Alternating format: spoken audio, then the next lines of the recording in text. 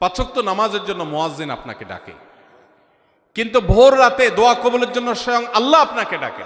ভোর রাতের দোয়ার প্রভাব এত বেশি, তাহাজ্জুদের সময়ের দোয়া এত গুরুত্বপূর্ণ যে এই এক দোয়া আমার জীবনকে আমূল পরিবর্তন করে দিয়েছে। সাহারি খেতে যখন উঠবেন, সাহারি খাওয়ার পর 10টা মিনিট সময় হাতে রাখেন, বা সাহারি খাওয়ার আগে 10টা মিনিট আগে উঠে উজু করে 2 রাকাত 4 রাকাত নামাজ পড়ে, বা নামাজ পড়ার সময় না থাকলে অন্তত কেবলামুখী হয়ে 2টা হাত তুলে আল্লাহর কাছে একটু চান।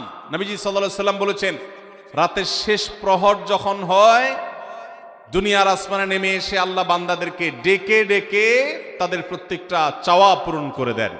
ভোর রাতে দোয়া করা, কারণ সারা বছর ভোর রাতে তাহাজ্জুদের নামাজ পড়া বা দোয়া করার সুযোগ আমাদের হয় না, কিন্তু রমজানের সাহরি খেতে তো এমনি উঠেন, অতএব এই টাইমে দোয়া কবুল হয়। 24 ঘন্টার ভিতরে দোয়া কবুলের সবচেয়ে মোক্ষম সুযোগ, সবচেয়ে আদর্শ সময় হলো এই তাহাজ্জুদের সময়টা। ভাইরা আমার, ঢাকার একটি বড় কোম্পানি, বাংলাদেশের সবচেয়ে বড় শিল্প প্রতিষ্ঠান বললে ভুল হয়তো হবে না, অন্তত এটুকু বলা যায় যে প্রথম 3-4টি বড় প্রতিষ্ঠানের একটি।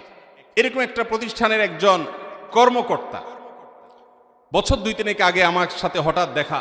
তিনি আমাকে দেখে বেশ আবেগ আপ্লুত হলেন এবং অনেকটা জড়িয়ে ধরলেন এবং বললেন, ভাই, আপনার একটি আলোচনা থেকে আমার জীবনের ভিতরে এমন এক পরিবর্তন আসছে যেটা অকল্পনীয়, অভাবনীয়।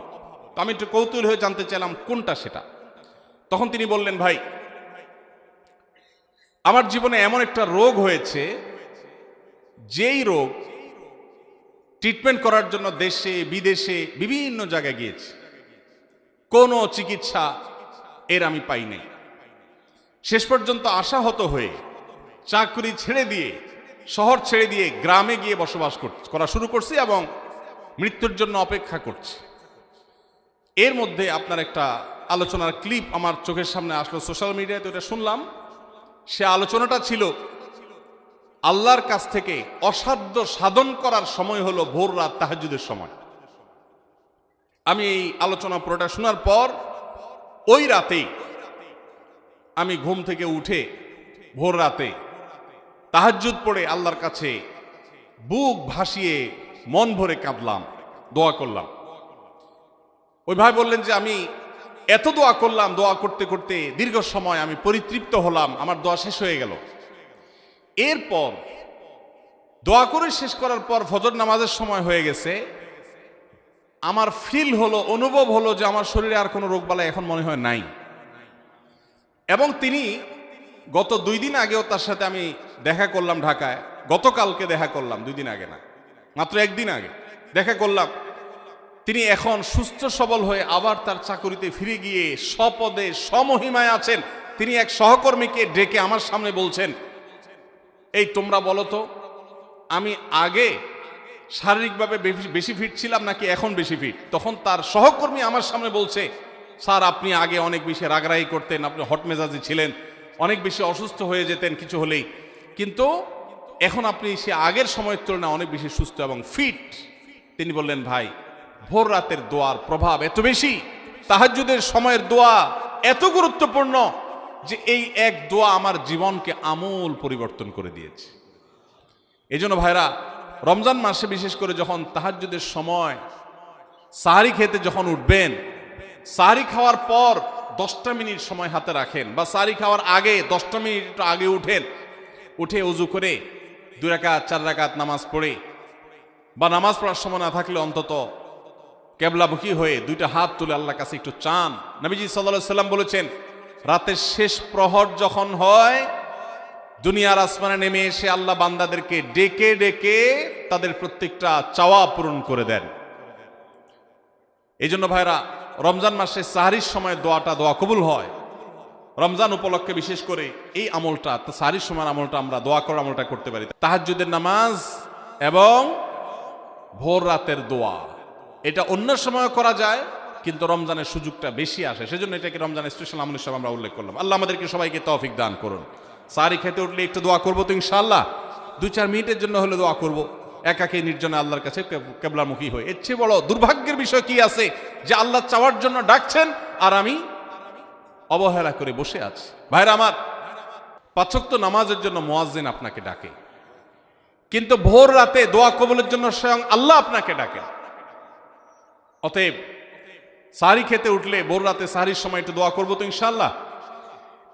ওমরা করা, যাদেরকে আল্লাহ তৌফিক দিয়েছেন তারা রমজানে ওমরা করবেন, কারণ নবী করিম সাল্লাল্লাহু আলাইহি ওয়াসাল্লাম বলেছেন ওমরাতুন ফি রমাদান তা'দিলু হাজ্জা, রমজানে কেউ ওমরা করলে একটা হজের সওয়াব পায়।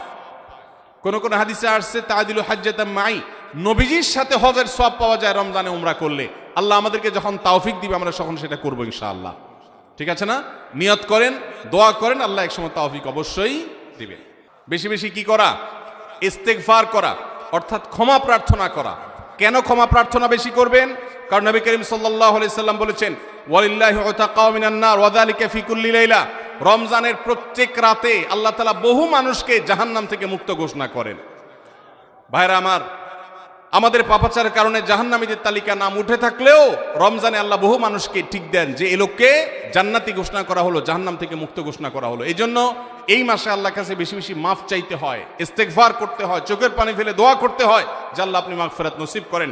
এটা হলো 15 নম্বর আমল। 16 নম্বর আমল হলো রোজাদারকে ইফতার করানো। নিজে ইফতার করবেন, পাশাপাশি রোজাদার ব্যক্তিকেও ইফতার করাবেন।